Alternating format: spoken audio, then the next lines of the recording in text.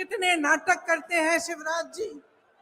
और मैं 10 मिनट के लिए सिंधिया जी के बारे में भी बोल सकती हूँ कि किस तरह से अचानक उनकी विचारधारा ही पलट गई।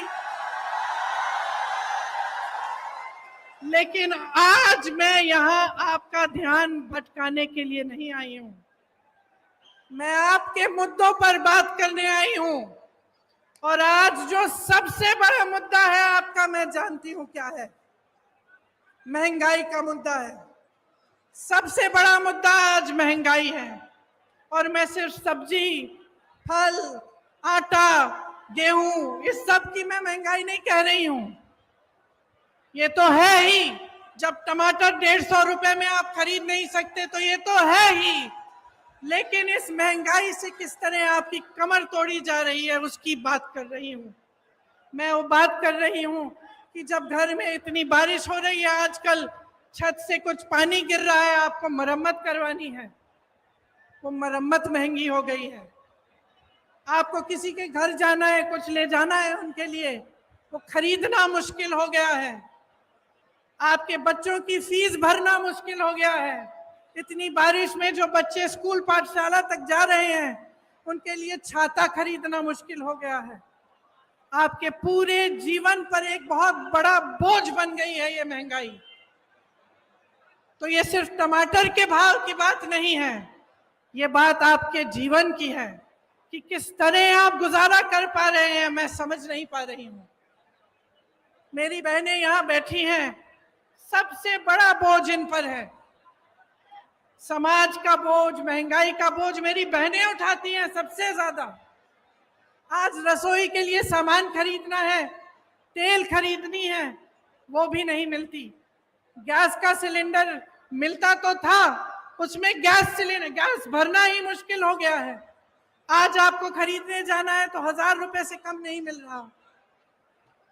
बच्चों की परवरिश कैसे होगी? सुबह उठ के आप अगले दिन का सामना कैसे करते हैं? कोई बीमार पड़ जाता है तो घबराहट उनकी भी होती है और इस बात की भी होती है कि मैं दवाई कहाँ से खरीद के लाऊं।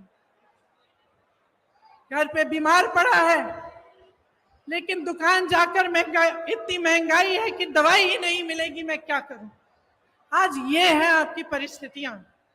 तो इस बीच मुझे उचित नहीं लगता कि यहां आकर मैं फिजूल की बातें करूं, मैं दूसरों की बार बार आलोचना करती रहूं।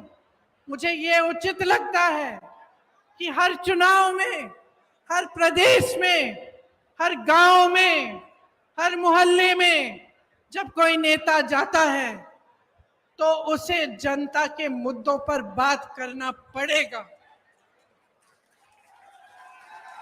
उसको बताना पड़ेगा कि ये महंगाई क्यों है, कि महंगाई के साथ साथ इतनी बेरोजगारी क्यों है, कि एक ऐसी सरकार क्यों है आज हमारे देश में जिसने पूरी की पूरी देश की संपत्ति 1 या 2 बड़े बड़े बिजनेस वालों को बेच दी। जहां से आपको रोजगार मिलता था, उन कंपनियों को जब इन्होंने अपने मित्रों को सौंपा तो उनको मालूम होगा कि आप बेरोजगार होंगे। आपको रोजगार कहां से मिलता था? पीएसयू से मिलता था, बड़ी बड़ी जो सरकारी कंपनी थी उनसे मिलता था। आपको रोजगार खेती की कमाई से मिलता था, आपको रोजगार सेना से मिलता था, आपको रोजगार छोटे छोटे व्यापार से मिलता था।